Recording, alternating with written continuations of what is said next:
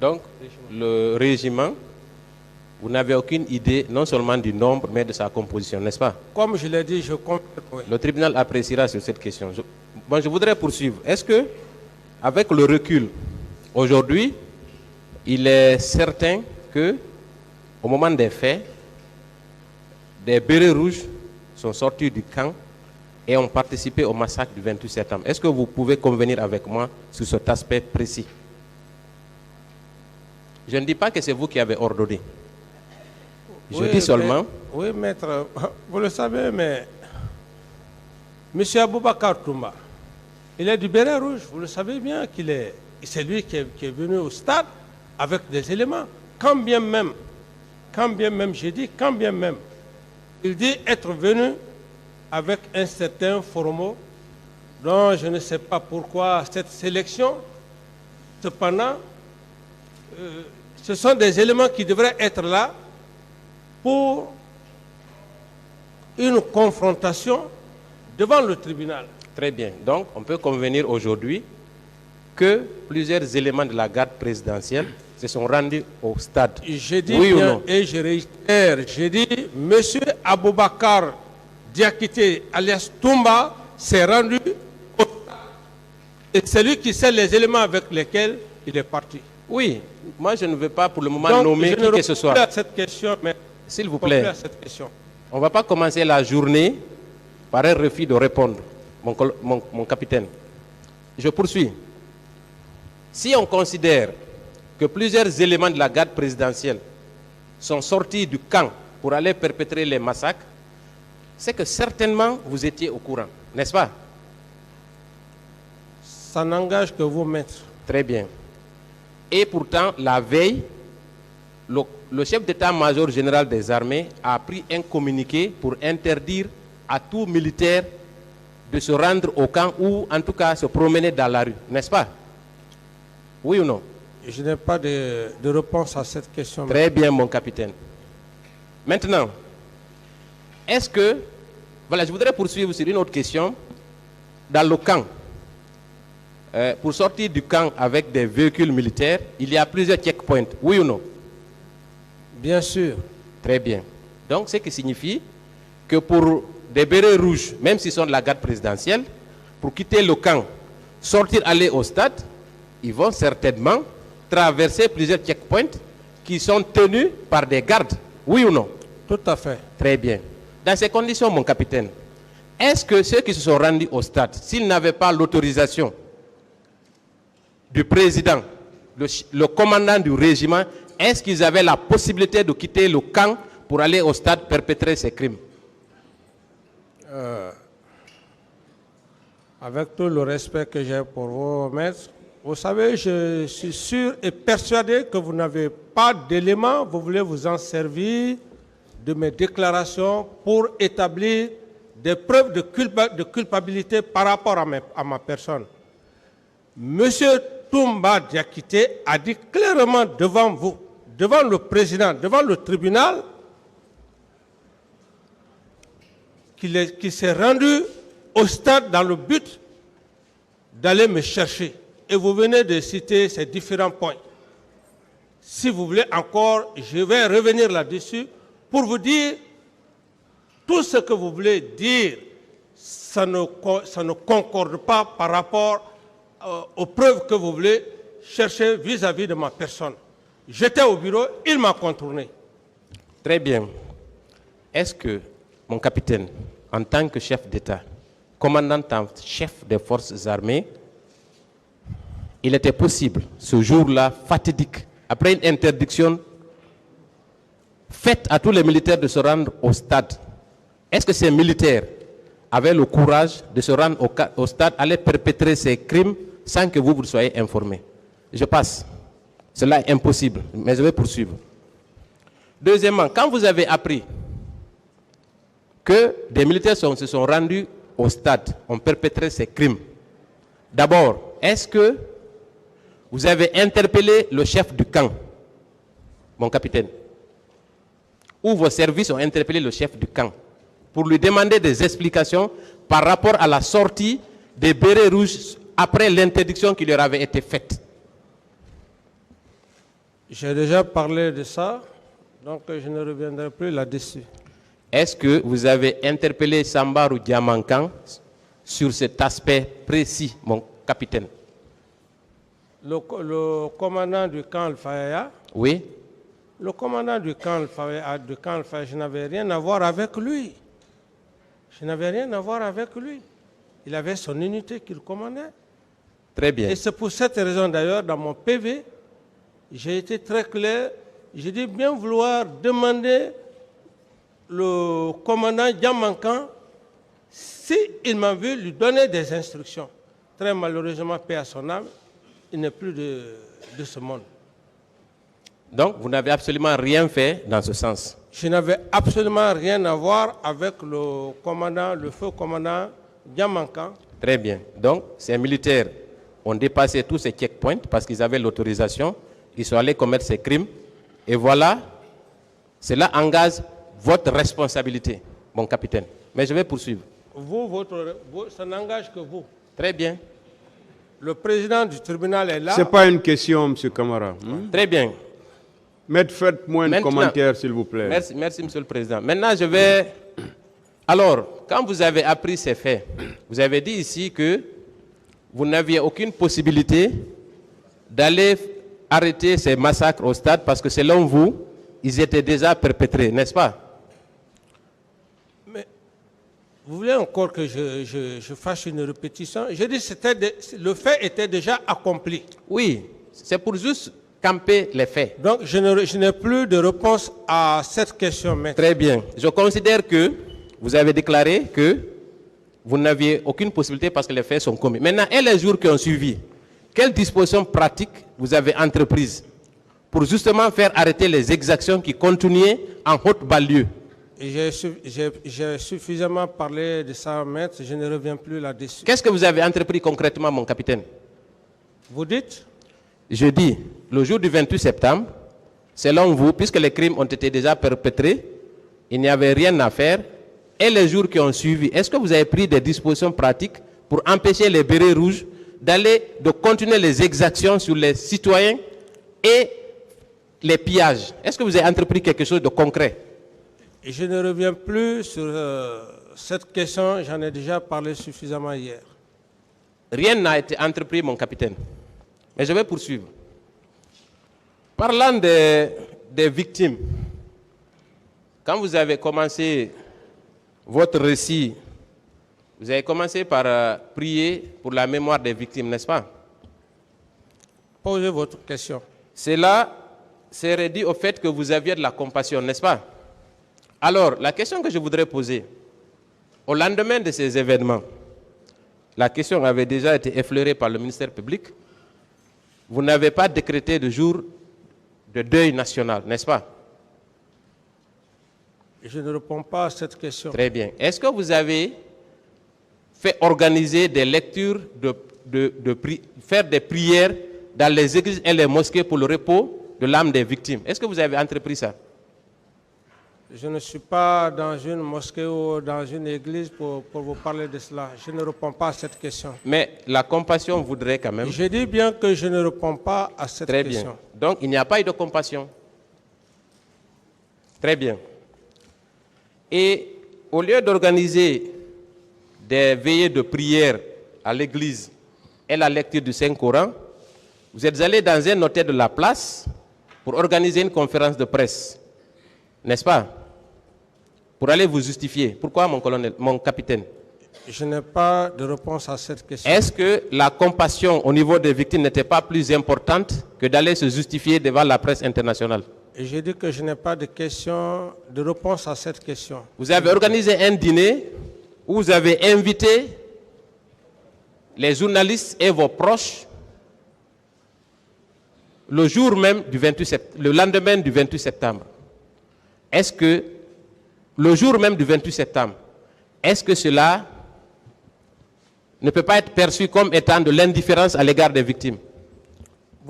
Comme vous pouvez l'imaginer, je dis que je n'ai pas de réponse à cette question. Très bien.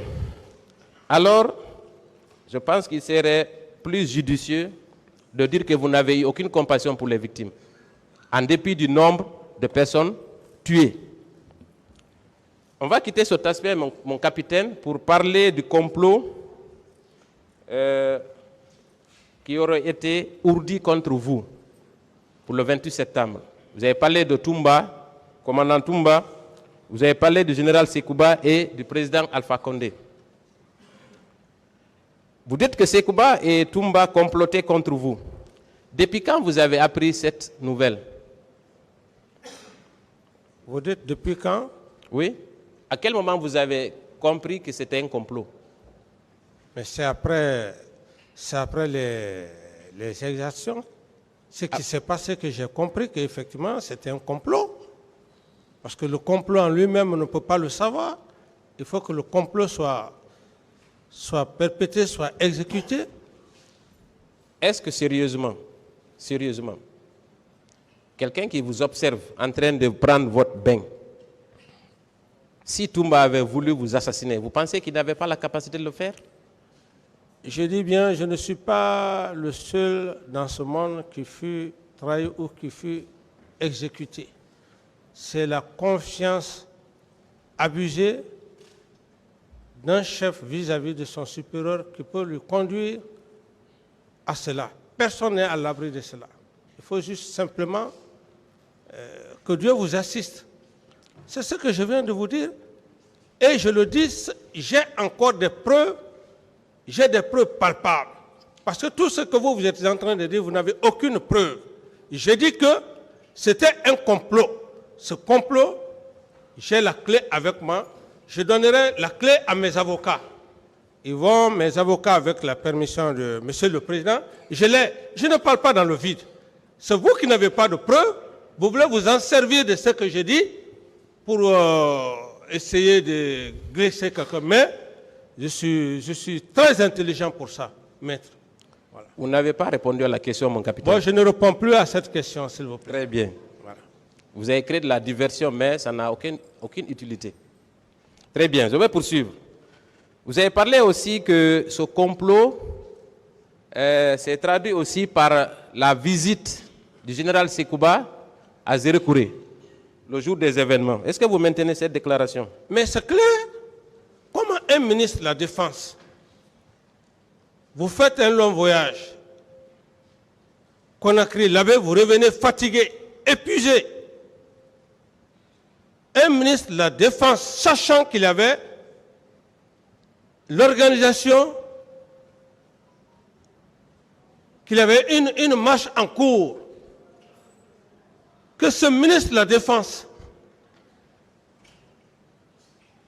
va à l'aéroport, se saisit d'un hélicoptère, sans ordre de mission. Mais si vous ne pouvez pas comprendre parce que vous êtes civil, nous les militaires, on le comprend, c'est déjà un complot. Pourquoi le jour des événements, il a quitté? C'est pour cette raison que j'exige que Sekouba vienne ici. Mon capitaine. S'il vous plaît, vous avez posé une question, laissez-moi aller au bout de mes idées, ou bien je ne réponds plus à vos questions. Allez-y. Voilà. Donc, ce comportement est douteux. Deuxièmement, M. Toumba a été très clair devant le tribunal que le jour des événements du 28 septembre, qu'il a vécu les événements du 28 septembre et que les éléments de Sekouba puissamment armés étaient en mouvement. Quel mouvement? Est-ce qu'il y avait une crise que les éléments du ministre de la Défense puissent être en mouvement? C'est pourquoi j'exige, s'il est là, nous allons parler militairement et peut-être que le président même va peut-être assister un procureur militaire parce que j'estime bien que vous ne connaissez pas ce que c'est qu'un complot. Donc, Sekouba Konaté, je le dis et je réitère, c'était un complot. D'autres questions? Dites-moi, mon capitaine. C'est bon, hein? Voilà. D'autres questions? Dites-moi, mon capitaine. Est-ce que c'est l'hélico présidentiel qu'il a pris pour se rendre à Zérekouré? Quand il sera là, il va vous dire quel est C'est vous qui êtes là. Répondez à la question. Je sais simplement qu'il a pris l'avion pour se rendre à Massanta. De Massanta, puisque les événements n'allait pas. Il veut savoir si c'est l'hélico présidentiel qu'il a pris pour partir. C'est à l'aéroport qu'il a emprunté un vol. Le vol, si c'est l'hélico ou quelle marque, mais c'est à l'aéroport qu'il a pris l'hélico pour se rendre à Massanta. De Massanta à Ça veut dire que vous ne savez pas. C'est Je ça? ne savais pas le type D'autres d'appareil. questions, maître? Mon capitaine, il a pris l'hélico présidentiel pour se rendre à Zirikouré. Ah, Donc je vous l'apprends. Ah, merci d'ailleurs. Très bien. Donc, est-ce que vous pensez que c'est logique, s'il n'avait pas votre approbation, qu'il puisse se permettre de prendre l'unique hélico présidentiel pour se rendre à Zirikouré s'il n'était pas en mission pour faire la campagne pour votre candidature à Zirikouré? Si ce n'était pas en mission, il était parti. Non, vous n'êtes pas sur le chemin du droit. Pourquoi? Le ministre de la Défense,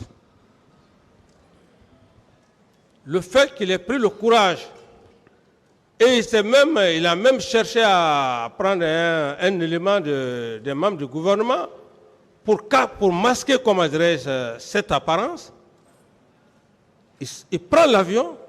Ce n'était pas dans le but. Il n'allait pas pour jouer un rôle pour moi. Non. C'est pour vous dire que tout ça, c'était des méthodes de déstabilisation.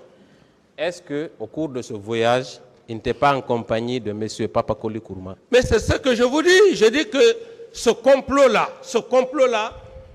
il l'a fait pour dire que, bon, voilà, c'est un parent au capitaine Moussa Dadis. C'est dans ce contexte. Sinon, il n'avait pas sa raison de quitter le jour des événements du 28 septembre. Est-ce que si vous n'aviez pas ordonné au Béret Rouge d'aller massacrer les gens au stade, son voyage-là aurait eu un sens? Vous dites? Si vous n'aviez pas ordonné aux membres de la garde présidentielle de se rendre au stade pour aller perpétrer ces crimes, est-ce que le voyage de Sékouba Konaté aurait eu un sens? Dans cette salle d'audience, qui vous a dit?